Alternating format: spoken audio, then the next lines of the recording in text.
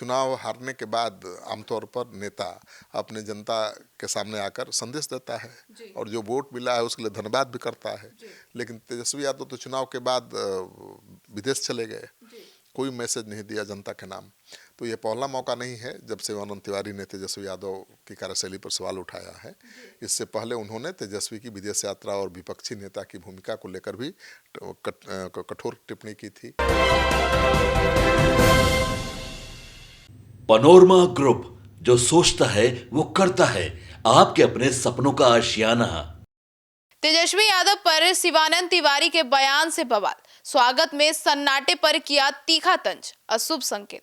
नमस्कार, आप देख रहे हैं सिटी पोस्ट लाइव, मैं हूं सृष्टि राज। तेजस्वी यादव पर जब पटना लौटे तो हवाई अड्डे पर ना विधायक दिखे और ना पार्टी का औपचारिक उत्साह। और इसी सुन्नेपन पर अब राजद के वरिष्ठ नेता शिवानंद तिवारी ने अशुभ संकेत करार दिया है। विस्तार में इस मुद्दे पर जानने के लिए हमारे साथ मौजूद हैं चीफ एडिटर श्रीकांत प्रत्युत्तर। सर, तेजस्वी यादव पटना लौटे पर शिवानंद तिवारी को किस लक्षण में दिखा कि अशुभ संकेत है? अब देखिए, कोई पार्टी का नेता इतना दिन बाद लौट रहा है तो तामझाम के साथ उसका एयरपोर्ट पर स्वागत होता है, अक्सर यही देखा गया है। लेकिन इस बार तेजस्वी यादव लौटे तो चुपचाप लौटे, कोई विधायक नहीं था, कोई बड़ा नेता नहीं था, कोई कार्यकर्ता नहीं था। तो शिवानंद तिवारी को बहुत बुरा लगा, लगना भी चाहिए। चुनावी हार के बाद नेतृत्व की भूमिका, संगठन की सक्रियता और अंदरूनी संवाद को लेकर सवाल तो शिवानंद तिवारी पहले भी उठा चुके हैं। बिहार विधानसभा में नेता प्रतिपक्ष तेजस्वी यादव के पटना लौटने के बाद की गतिविधियों पर सियासी हलकों में चर्चा तेज हो गई है। खासकर उनके स्वागत को लेकर उठे सवालों ने राष्ट्रीय जनता दल के अंदर नई बहस छेड़ दी है। वरिष्ठ नेता और पूर्व मंत्री शिवानंद तिवारी ने तेजस्वी यादव की हालिया वापसी को लेकर तीखी टिप्पणी कर दी है और उन्होंने इसे पार्टी के लिए अशुभ संकेत बताया है। शिवानंद तिवारी ने जारी बयान में कहा है कि तेजस्वी यादव के पटना आगमन के दौरान हवाई अड्डे पर पार्टी का कोई भी विधायक मौजूद नहीं था। उनके मुताबिक स्वागत करने वालों में कार्यकर्ताओं से अधिक कैमरे वाले नजर आ रहे थे।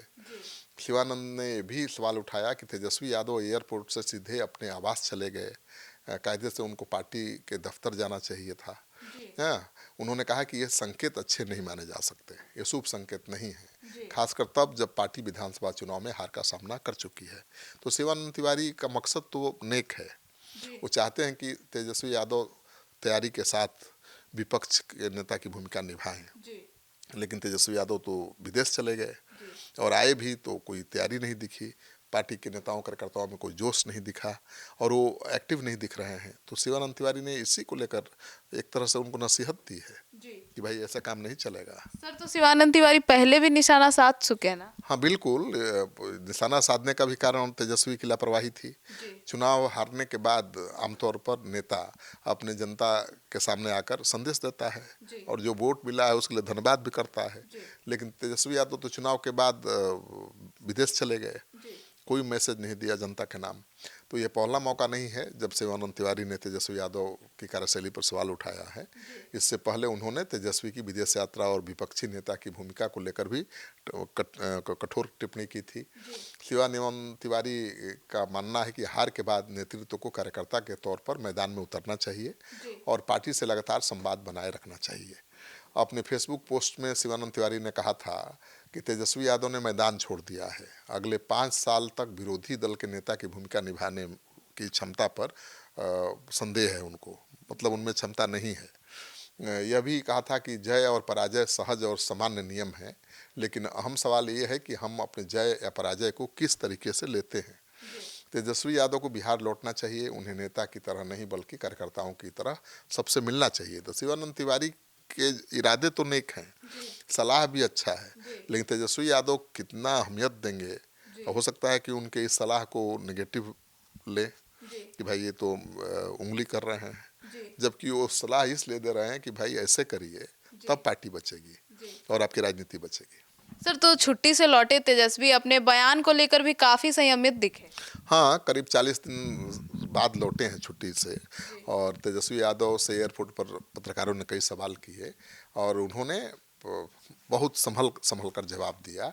खुद को लेकर उठ रही चर्चाओं के बीच सरकार के प्रति संयमित रुख दिखाया। उन्होंने कहा कि उनकी पार्टी सकारात्मक राजनीति में विश्वास रखती है और सरकार गठन के शुरुआती 100 दिनों तक उनकी नीतियों और फैसलों पर सार्वजनिक टिप्पणी नहीं करेंगे।